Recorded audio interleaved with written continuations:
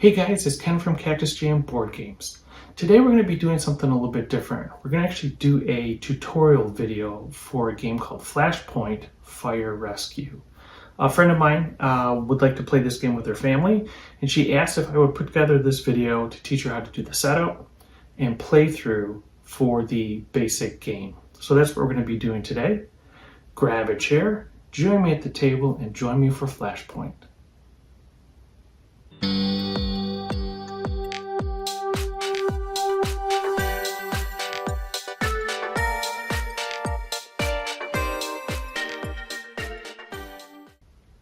Okay, so as I mentioned up top, we're going to be doing the rules explanation and also the setup for the game Flashpoint. And we're going to be doing just the basic game.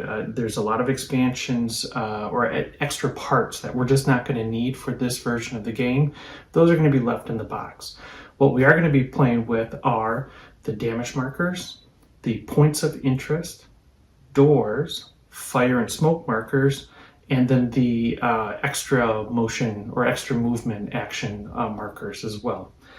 Each player will control one firefighter that's going to be going into the building to try to rescue people who are trapped in the fire, and at the same time put out the fire before it causes the building to collapse and people to get hurt inside. So that's basically the gist of how we're going to do the game. We're going to first do the setup, then we're going to do a rules overview, and then finally we're going to do a very rapid playthrough. And I'm going to go ahead and just give you a heads up right now on the playthrough. It is the complete game, but I've shot past big sections of it where we just, parts that weren't particularly interesting to the understanding how to play the game. I just kind of skipped by those and then focused on the sections that deal with particular rules, anything to do with rescuing somebody, flashpoints, explosions, anything like that of interest. Those are included in the video. So let's go ahead and jump into the rules explanation first. Let's set up for a 3-player game. Each player will take a firefighter and a card, matching card, of the color of their choice, and they're going to put it in front of them. We're going to do a 3-player game. Green, blue, and white players.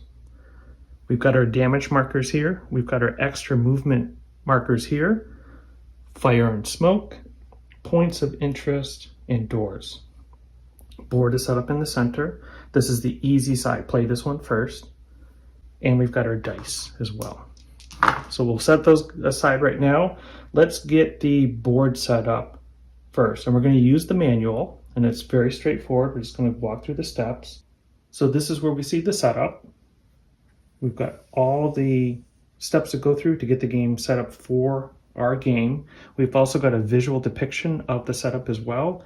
So for example, where we place the fire markers, it tells us based on the location, 2 and 2, that's this location right here, or we can just look on this map and we can see it. Likewise, we can see where the doors go and where the initial points of interest.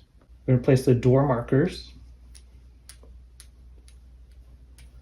wherever we see a door. So this is a door, and there's going to be 8 of them all together. These door markers on the outside, don't put anything on them. You don't have to place one of those guys at this location. These doors are always open for you. These other doors, this is the closed side. So this is the closed side for the door, and if you open the door, then we're going to have that symbol on it, and so to show that the door is now open. At the beginning of the game, we'll have the doors in the closed position. Next thing we're going to do is put the fire on the board. 2 parts or 2 places where we can see where the fire should go for the basic game, and when you play the game for the first time, put the fire in these locations.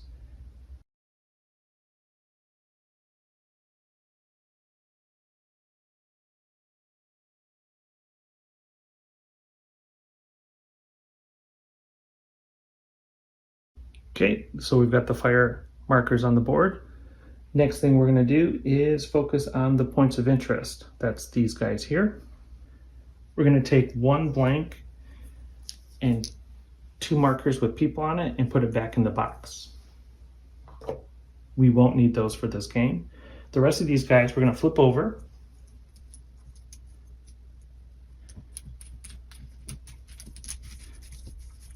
We're going to shuffle them up to make sure we don't know where they are. And then we're going to take 3 of them and place them on the board. One goes here, one goes there, and the last one goes here. The rest of these markers we're going to keep off to the side of the board. The goal of the game is to rescue. Go to these locations, flip over the markers, these points of interest markers, find the ones with people or pets on them, and then rescue them, get them out of the building, okay, while we're fighting the fire as well. All the other markers and items that we find in the game, we're not going to use for this playthrough. For the introductory game, we're just going to use these markers right here. And I think we're ready to go ahead and get started. We're going to use this ambulance only as the current player marker, only because I'm doing a 3-player solo game and I don't want to get confused about whose turn it actually is. So whatever that ambulance is in front of, that's the player's turn right now, and we'll just go in order.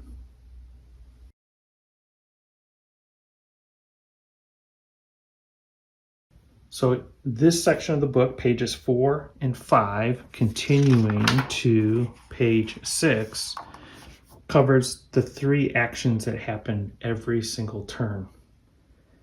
There's going to be the first one, take action, that's part 1. Part 2 is advance the fire. So after the player finishes all of their actions, you're going to advance the fire.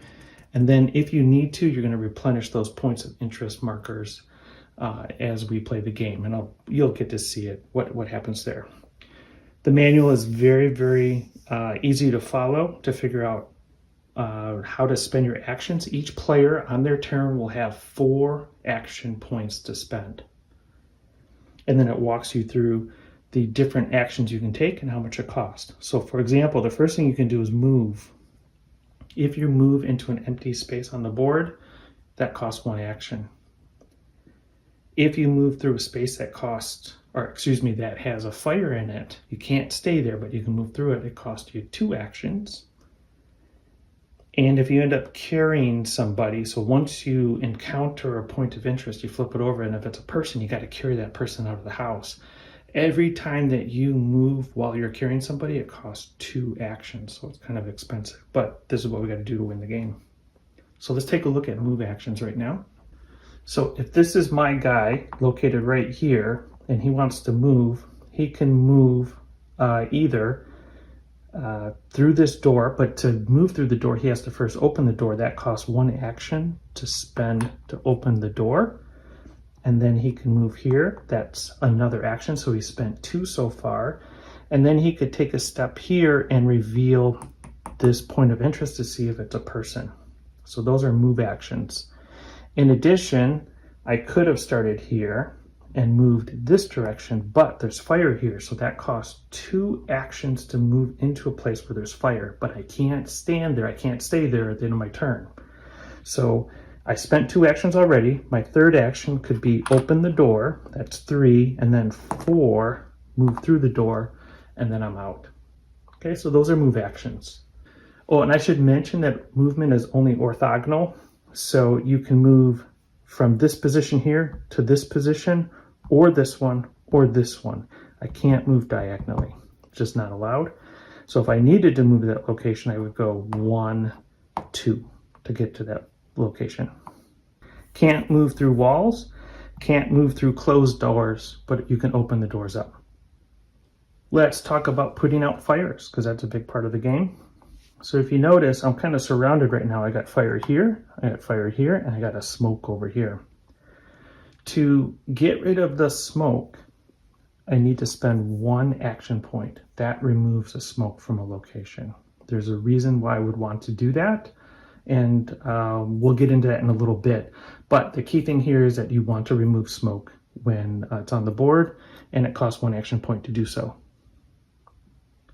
So in this turn, I've spent 1 action point removing smoke, and now I can remove a fire by spending 1 action point, convert it to a smoke, that's 1, but then to remove it completely, and I definitely don't want smoke next to fire at the end of my turn, so I would need to spend another action point.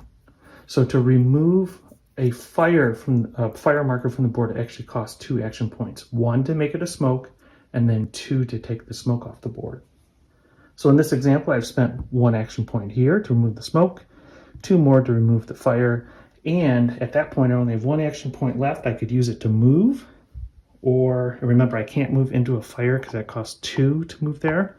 So I could move in this direction or in that direction, or I could actually bank an action as well. And that's what these markers are for. I've only spent 3 for this turn. I'm going to go ahead and bank this action. I'm going to set it right here, which means on a subsequent turn, I'll get 4 actions because it's the next turn, and I can also spend these guys as well. So that would be worth 5 actions. So I would have 5 things that I could do. You can have up to 4 banked actions to go along with the 4 that you start with. You can't have more than that though. Another thing I can do is chop a hole through the wall, and you're thinking, boy, that sounds pretty cool. And it is really cool. Your firefighter has all the stuff to fight fires and also an axe to be able to chop a hole through the wall. To chop a hole through the wall, it costs 2 actions. And let's say I wanted to chop a hole through that wall. I would spend 2 actions on my turn and put a damage cubed here. That means that wall is damaged. It's not destroyed yet, but it's damaged. And then if I spend 2 more actions, I can chop another hole through this wall. So I've spent 4 actions so far. I've damaged that wall twice. That wall no longer exists. There's a big hole there where I could walk right through. So in this example, if I've spent 2 actions to make one hole and another one to make another hole, that's 4 actions total. I now can walk through there. I can actually spend this extra action that I had that I've banked up from previous turn, and now I can walk through that wall. Okay, so I mentioned before, when we stand on one of these locations where we have a point of interest and it's at the question mark side, as soon as we stand there, we get to flip it over, and now we get to look at who's there. If it's a blank marker, you'll just take that blank marker and park it over here. No biggie, it just goes there. If it's a person, the person stays right there. That person is trapped in the building and they need help to get out. Well, you're the firefighter, you're the person that's going to help them. So on my turn, let's say I'm standing next to where this person is. I want to carry that person out of the fire. So when you're moving while carrying a person or a pet, you'll spend 2 action points to move 1 spot, 1 to move you, and 2 to move the person you're trying to rescue. So that's 2 action points. And then if I spend 1, 2, I've rescued this person. This person now goes to this location where they are safe. That is 1 person that we've rescued. The goal of the game is to rescue 7 of the points of interest that are on the board. Okay, 7 people or 7 pets. Okay, so those are the actions that we can do. We have 4 actions per turn. You can bank up to 4 from previous turns, so you can spend up to 8 in one glorious turn where you're running across the building, spending 8 action points, putting out fires, carrying people, chopping holes, and everything else. When you're done with your turn, however many actions it is, and you can bank some if you want, but when you're done with your turn, you are now going to do the board. The board is now get to do things to advance the fire. And it's actually pretty simple. You're going to take these 2 die, and you're going to roll them. And the number I got is 2 and 8. So we're going to grab one of these smoke markers, and remember on the back side of the fire is the smoke, and we're going to add at location 2, 8. Well, 2 is up here, and we're going to come all the way across here to where 8 is, and we're going to put this smoke marker right there. Okay, we've advanced the fire. However, the response of when you add a fire, different things can happen depending on what's at that location. In this example, there was nothing in this location, so we just add a smoke to it. But let's say there was already a smoke here, and we rolled. Here we go, let's roll. And this is what we get, a 5 and a 3. Here's 5, here's 3. Uh-oh, there's already smoke here. If smoke is already at a location and you're being asked to add smoke to it, instead it turns into a fire. It ignites. So now the fire has spread to this location. The last condition that we have to worry about is when we roll a location that already has a fire in it. Okay, so we learned what happened when there's nothing there. We just add a smoke. If there's a smoke there already, we're going to make that into a fire. What if there's a fire already in a location that we roll? Let's see what happens then. Let's roll the dice. Oh, okay, so this is our roll. 3, 4. Here's 3, and here's 4. This is the location. This is where the smoke, where we're going to expand the fire. Unfortunately, there's already a fire at this location, so it causes an explosion to happen. So an explosion goes in all 4 directions from that location. So it's going to go up, this direction, and then this direction. It depends on what is next to the location to what happens. So let's go up first. From here, there's a wall. If there's a wall next to an explosion, the wall is damaged. So a hole appears in it. Okay. Next, we're going to come in this location. There's already a fire at this location. So what we're going to do is move past it because a shock wave is now formed. And we're going to come to the next location and ask what is there. In this example, nothing is there. So we're going to add a fire to it. So we've added a fire. We're done. We don't go any further. So you find the first empty spot and then add a fire to it. Okay, let's come in this direction.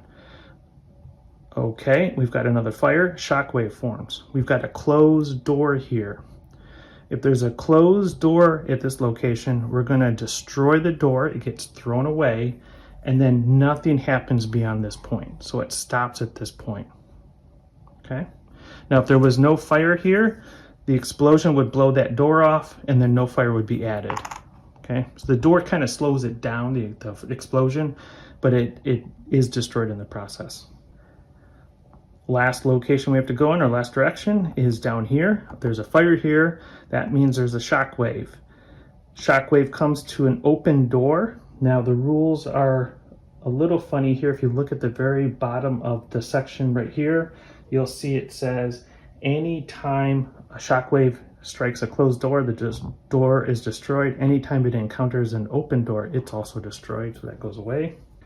And the fire comes to this location where a fire marker is added. There's a rule that's universal. It happens throughout the entire game.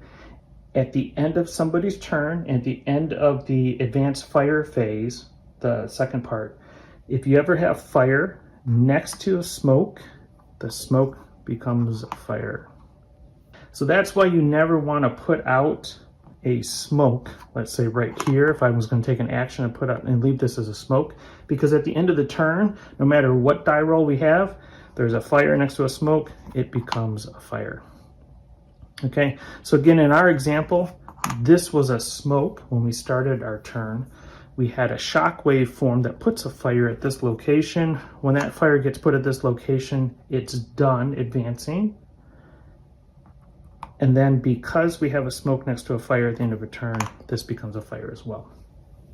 After your turn is done and you've done your 4 actions, and then after we advance the fire, if you count only 1 or 2 points of interest on the board, you're going to need to roll to see where you're going to add a new point of interest. So you would go ahead and roll the die. In this case, it would be 3, 5, 3, 5. That's actually a fire. You're not allowed to put a point of interest there, so we're gonna have to re-roll and get another one. We got 3, 8, and that's where that guy goes then. So at the end of the turn, you should always have 3 points of interest, and then we're ready now to advance to the next player's turn. How do you win? You're gonna win by rescuing 7 people or pets in this location here. Now there's gonna be a total of 10 people to rescue in the game. If you get to 7, keep playing. You've already won the game, but let's see if you can get a score, a perfect score, where all 10 people and pets are rescued. But at that point, you can actually stop when you rescue 7, because that's enough to win the game. How do you lose the game? Well, there's lots of different ways to lose the game. One way is these damage cubes. So the damage cubes are applied every time there's an explosion that hits a wall, like this example right here, or when you chop holes through the wall. If you're ever in a situation where the game tells you you need to put a damage marker on the board, but all of them are on the board already, you lose.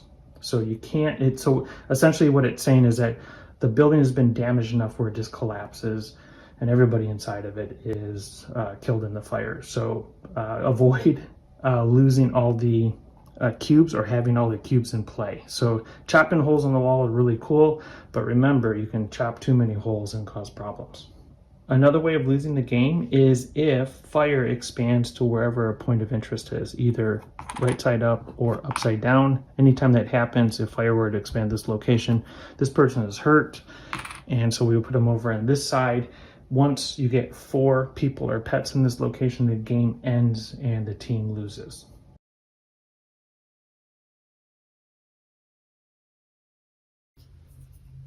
So guys, I think we're ready to play. Let's go ahead and do this. I'm going to use this marker right here, the ambulance. Oops, let's do this right side up. I'm going to use the ambulance right here as our current player marker, so I just know whose turn it is. So I'm going to go ahead and get the game started. Now, the first thing we're going to do is we're going to choose a location where our fireman is going to start the game. If you take a look, there are doors here, here, here, and here. So there's doors on each one of the walls. I'm going to choose to come in here because I think I can do the most good with like starting to put out fires and stuff right away. Let's go ahead and try this. I'm going to spend 1 action point to move into the room, and I'm going to spend 2 action points right away, and I'm going to take this fire all the way and extinguish it. So 1 action turns it to smoke, another action gets rid of it, and now I have 1 action left. What do I do? I'm going to go ahead and bank it. Maybe it's not the best move, but I'm going to go ahead and bank this action. So next turn, I will have up to 5 actions. Okay, so my turn is done. Next player. And that's going to be the blue player. Blue, oh, sorry, before blue goes, we're going to have to advance the fire. So we're going to roll both of these die and see where the smoke shows up. Hopefully it's not where there's fire. So 3, 6, yikes, that's not good.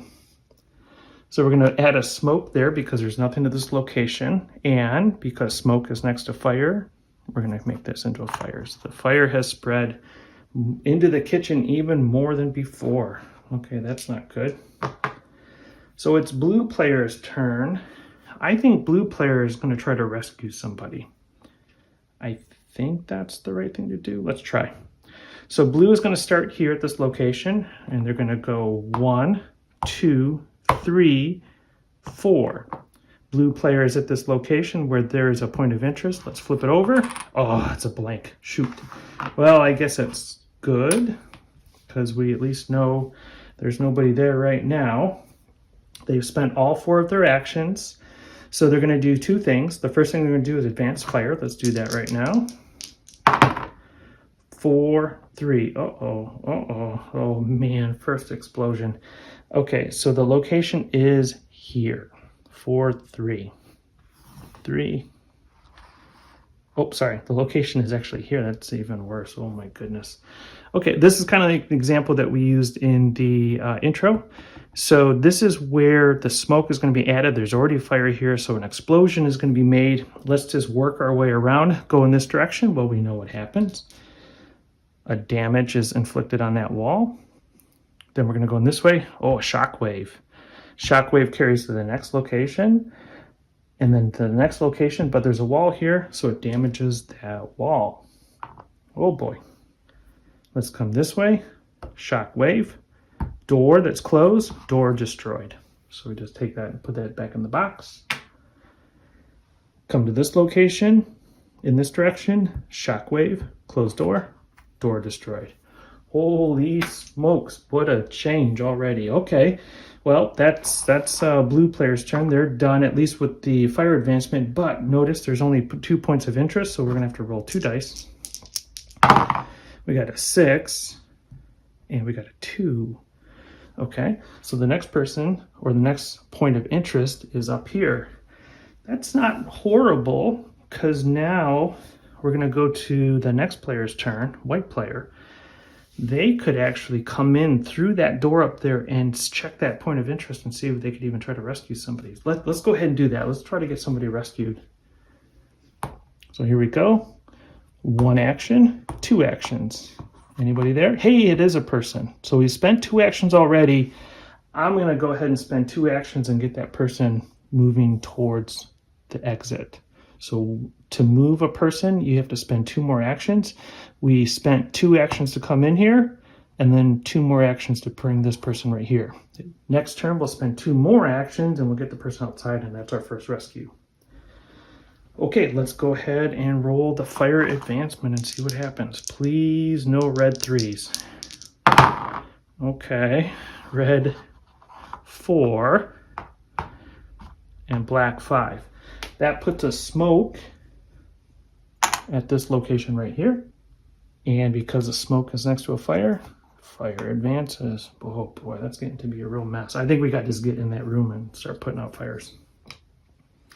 Okay, it's back to green player's turn. Now we don't have to roll for another point of interest for white player's turn because I see 3 points of interest, 2 that we don't know about and 1 that we do. Okay, so now it's green's turn. Green has this extra action that they have banked. Maybe they should use it. So let's go ahead and start doing actions. 1 action to move there. Now we're adjacent to 2 separate fires.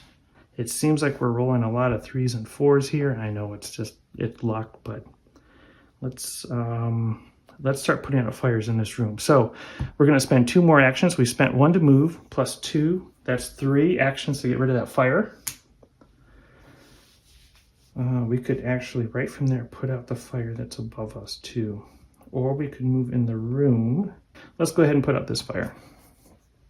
So 2 more actions. We've spent 5 actions total. 1 to move, 3, 4. Sorry, let me do that again. 1, 2, 3, 4, 5. This is our 5th action. So, and we've put out 2 fires here. Not bad. Okay, we'll take it.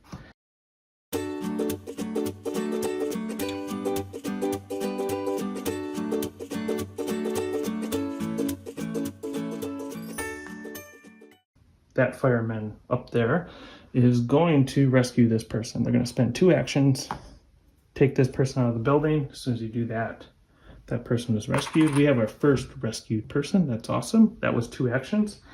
They're going to get right back into the building because they got to start working on that fire and see about rescuing that person. So they're going to spend 2 more actions, and their turn is done. They've spent all 4.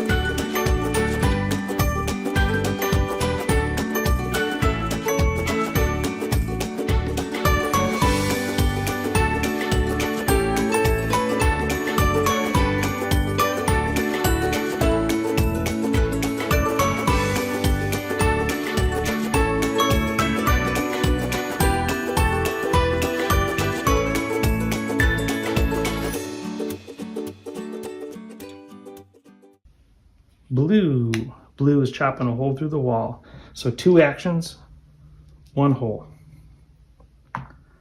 2 more actions, 2nd hole. Now this wall is breached. We've got a hole through it where we can walk through next turn. Let's go ahead and see where the fire expands. 3 and 2. 3 and 2.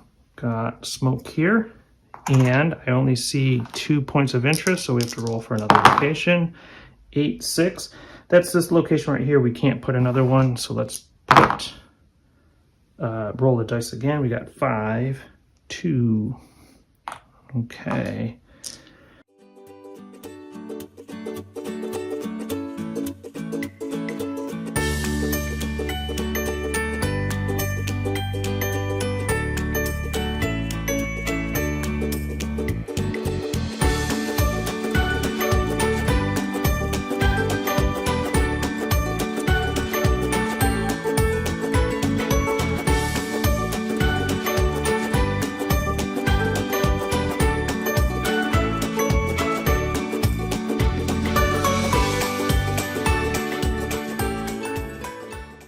Okay, so it's back to the white player's turn. Let's get up there and rescue that person. 1, 2, 3, 4, 5, 6. I'm going to spend both of these actions. Yep, it is a person. So let's go ahead. We'll worry about getting that person out next turn. We need to, before we take green's turn, we need to advance the fire. 6 and 3. Oop. Okay. So 6 is here, 3 is here. That is smoke already, so we're going to make that into a fire. Fire is adjacent to smoke. Make that a fire.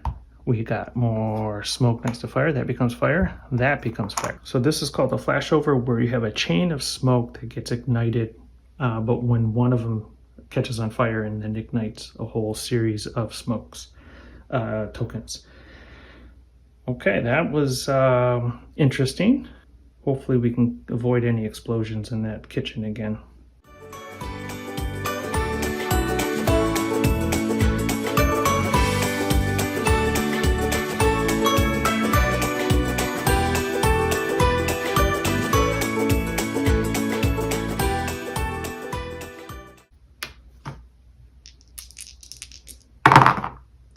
This is to advance the fire.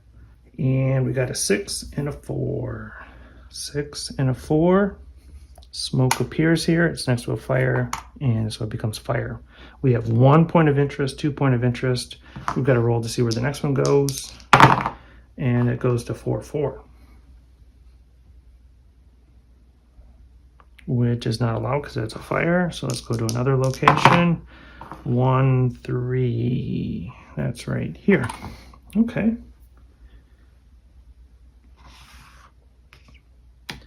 Blue's turn. Well, blue needs to get this person out of the building. 1, 2, 3, 4. Another person rescued. We are now at 6 people rescued.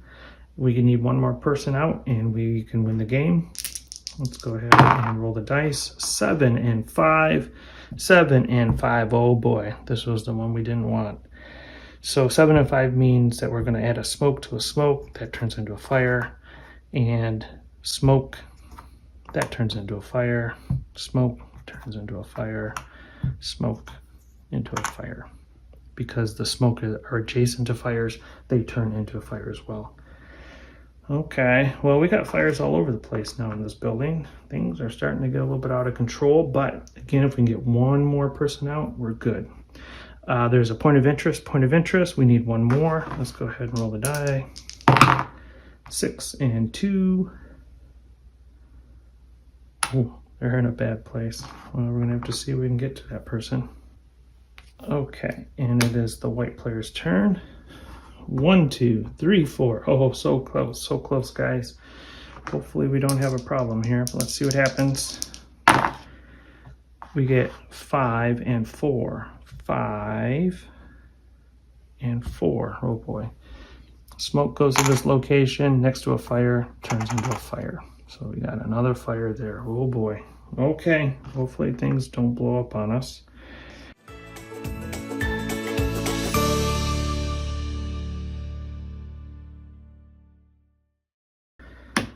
Let's go to the white player, and this is going to be the game-winning move right here. 2 actions moves that person outside. We've got 7 people that we've rescued. We have now won the game. Anything else we do at this point is bonus, but we've won the game. Okay, guys, so that was the setup of the game, the rules overview, and then finally a playthrough to show you some examples of how things work out while you're playing the game. It's up to you guys now to give it a try. Jump on in there. This is a great cooperative game. Once you guys master this version of the game, though, I really recommend jumping to the next level, which introduces a lot of more difficult aspects of the game. A little bit more challenging game, but still lots of fun, and it's a great brain burner in that regard. So, thank you for watching the video. I really appreciate it. Thumbs are always appreciated, so thumbs up. Click subscribe. And check out some of the other videos that we put out as well. There is that video that I just mentioned, the one where we're talking about videos to introduce people who are not that familiar with board gaming to the hobby that we enjoy and love to play. So look for our videos coming out. We'll have a new one coming out next week. Until then, bye now.